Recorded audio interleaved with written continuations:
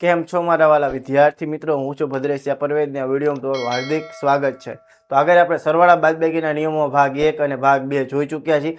આપણે આજે ગુણાકાર બાદબાકીના નિયમો જોવાના છે. તો ચાલો આપણે એની શરૂઆત કરીએ. તો મિત્રો કોઈ જ્યારે આપણે દાખલા ગણતા હોઈએ છીએ ત્યારે આ રીતના મિત્રો વચ્ચે દાખલાની અંદર બીજા દાખલા આવા આવતા હોય છે. તો આને આપણે કઈ રીતે ગણી શકીએ છીએ એ હું આજે તમને સમજાવવાનો છું.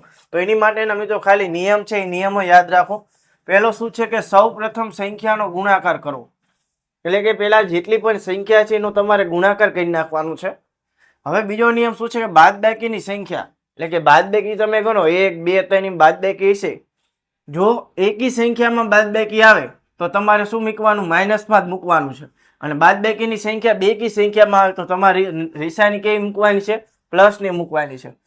ત્યારબાદ કોઈ પણ સંખ્યાનો 0 સાથે ગુણાકાર થાય તો જવાબ 0 મળે. તો હવે દાખલો ગણી એટલે વધારે ખબર પડે. સૌ પ્રથમ મિત્રો આપણે ગુણાકાર કરવાનો છે. તો 5 ગુણ્યા 3 કરો તો કેટલા આવે? 15. 5 તેરી 15. હવે આપણે બાદબાકી ગણવાની છે 1 અને 2. તો 2 કેવી સંખ્યા છે? બેકી સંખ્યા છે. બેકી સંખ્યામાં આવે તો જવાબ કેવો આવે? પ્લસ. તો 15 કેવા આવે? પ્લસમાં આવે. અથવા તો તમે એમ પણ યાદ રાખી શકો ઓછે ઓછે વત્તા, એમ પણ યાદ રાખો તો પણ ચાલે. પરંતુ મિત્રો આ યાદ રાખશો તો કોઈ પણ દાખલો છે એમાં તમે નિયમ લગાડી શકશો. બીજો દાખલો જોઈ, 8 ચોક 32. સૌ પ્રથમ આપણે ગુણાકાર કરી નાખો. બાદબાકી સંખ્યા કેટલી છે? 1 છે. તો એકી સંખ્યામાં આવે તો માઇનસમાં. તો 32 કેવા આવશે? માઇનસ. -5 ગુણ્યા 0. કોઈ પણ સંખ્યાનો 0 સાથે ગુણાકાર જવાબ 0 મળે. 0 મૂકી દો. સંખ્યાનો 0 સાથે ગુણાકાર થશે એટલે જવાબ 0 જ મળવાનો છે. ચોથો દાખલો, 7 ગુણ્યા 11 કરો. 11 + 7 = 77. 2 વાર ઓછા છે એટલે 2. તો 2 બેકી સંખ્યા છે તો જવાબ કેવો આવે? પ્લસમાં આવે. 77 પ્લસ. 0 ગુણ્યા -80 તો જવાબ 0, કારણ કે કોઈ પણ સંખ્યાનો 0 સાથે ગુણાકાર જવાબ આપણને મિત્રો 0 જ મળવાનો છે. તો નિયમો મિત્રો એકદમ સહેલા છે. 1-2 વાર તમે દાખલો ગણો એટલે તમને આવડી જશે. ત્યારબાદ આપણે જોઈએ છઠ્ઠો દાખલો. પહેલા 3 રકમ છે તો 3 રકમનો ગુણાકાર 3 + 21. 21 દુ 42. હવે આપણે નિશાની ગણો. ઓછા કેટલી વાર છે? 2 વાર છે. અને 2 કેવી સંખ્યા છે? બેકી સંખ્યા છે તો જવાબ પ્લસમાં આવશે. એવી રીતે 2 તેરી 6, 6 પંચા 30. બાદબાકીની રકમ ગણો 1 2 3. તો બાદબાકી કેટલી વાર? 3 વાર છે. તો 3 એકી સંખ્યા છે. જવાબ કેવો આવશે? માઇનસમાં. એકી સંખ્યા, બેકી સંખ્યા, દરેક પ્રકારની સંખ્યા પણ આપણે આ જે ગણિત પાસેથી શીખો એમાં આપણે સમજાવ્યું જ છે. ગુણાકારના બધા દાખલા આપણે મિત્રો સમજાવ્યા જ છે. જો ગુણાકાર કરતા ન આવડતું તો એ પણ વિડીયો મિત્રો જોઈ લેજો. ત્યારબાદ 8મો દાખલો, 7 ગુણ્યા 8 કરો. 7 × 8 = 56. બાદબાકીની રકમ 1 વાર છે. 1 કેવી સંખ્યા છે? બોલો, 1 કેવી સંખ્યા છે? હમણાં જ સમજાવ્યું એકી સંખ્યા છે તો જવાબ માઇનસમાં. 70 ગુણ્યા 20 કરો. 7 દુ 14. આવી જ્યારે રકમ હોય 0 વાળી સંખ્યા હોય ત્યારે આંકડાનો ગુણાકાર કરવાનો. 0 જેટલા હોય એટલા મૂકી દો. જો 7 દુ 14, 2 0 છે તો 2 0 પછી આપણે મૂકી દેવાના છે. અને 1 વાર ઓછા છે તો ઓછા 1 જ વાર છે તો એકી સંખ્યામાં છે તો આ ઓછા આવશે.